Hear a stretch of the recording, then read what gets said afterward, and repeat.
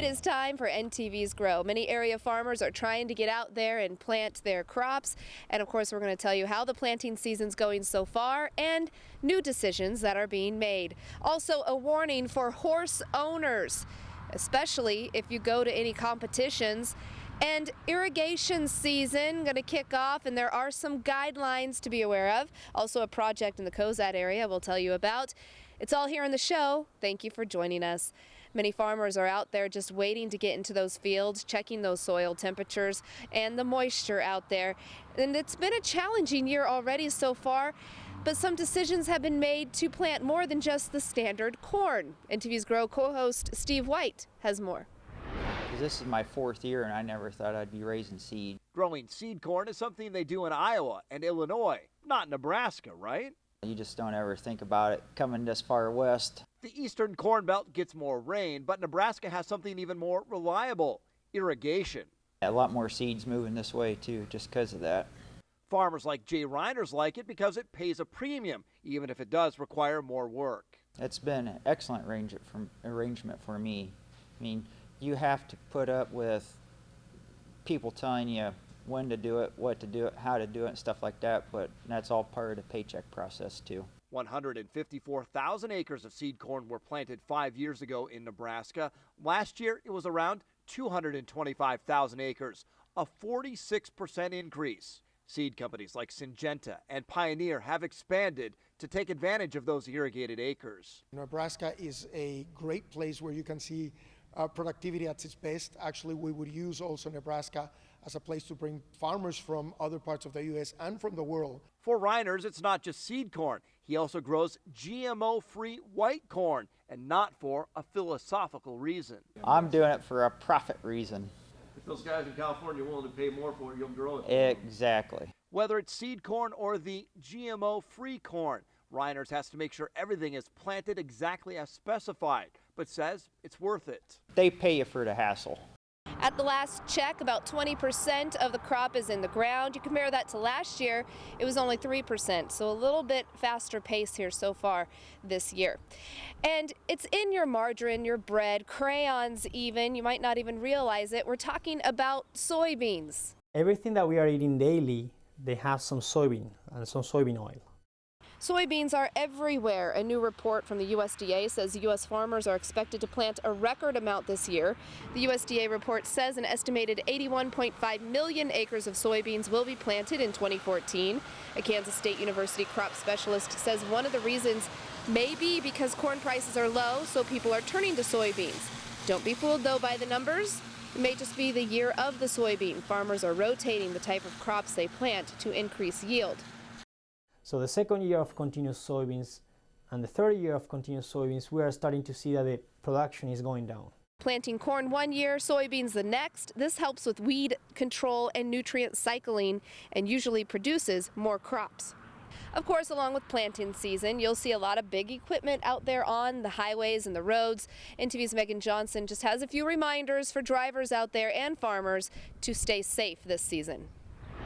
Please be patient. That's the message that farmers and safety groups have for drivers as one of the busiest times of the year on the farm gets started. Farmer Greg Grieving says planting season will be a race to the fields once it gets underway. There's a lot of farmers here in central Nebraska that is just waiting for the green light to go, and once that happens, it's going to be the corn and bean planting 500, if you will. The speed is only in terms of sowing seeds in the ground. Because when that big equipment gets on Nebraska roads, it can only go about 20 miles per hour, where other drivers may be traveling between 50 and 60. We ourselves try to stay off the paved roads as much as possible, and I know my neighbors and friends do the same thing, but there are some times that we do have to get on there. Local law enforcement say the extra tractor traffic means drivers should slow down and be willing to wait for a safe chance to pass. But remember, there's still mile markers that they have to go around and things like that. So even if they're trying to get clear over to the right, there may be times that they're still taking up the majority of that lane that they're in. It's up to farmers to be sure flashers are working and slow-moving vehicle signs are on their equipment. But they say accidents are prevented when all drivers keep safety in mind. We only have a certain amount of time to do this, and we don't like it when we're on the road in our pickup and have to wait on a tractor or whatever. So just be patient and we'll be out of your way in a minute. And one more tip for a safe planting season. Experts say seatbelt use isn't just for passenger vehicles. They say farmers should be sure and buckle up in tractors that have them too. And there's a few new numbers to tell you about from the USDA Ag Census report. The number of farms in Nebraska during 2012 rose 5% from the last survey in 2007. However, farmland remained about the same at 45.3 million acres. Market value of production was about $23 billion, up 49% in the past 5 years. The average value per farm, $462,000, up from $325,000. An FDA proposal stirring up some controversy as it could impact the relationship between livestock producers and distiller businesses such as ethanol plants. Distiller businesses are able to sell spent grains as feed for cattle and other livestock.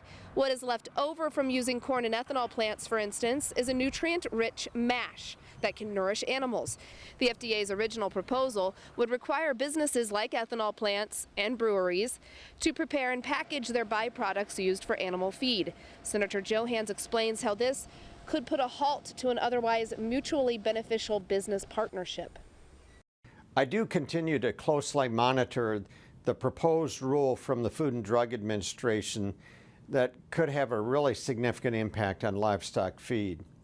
As first drafted, the rule would add new requirements to producers of distiller grains, dramatically increasing the cost for livestock producers who use these byproducts, and potentially it could result in sending hundreds of thousands of tons of this livestock feed to our landfills unnecessarily.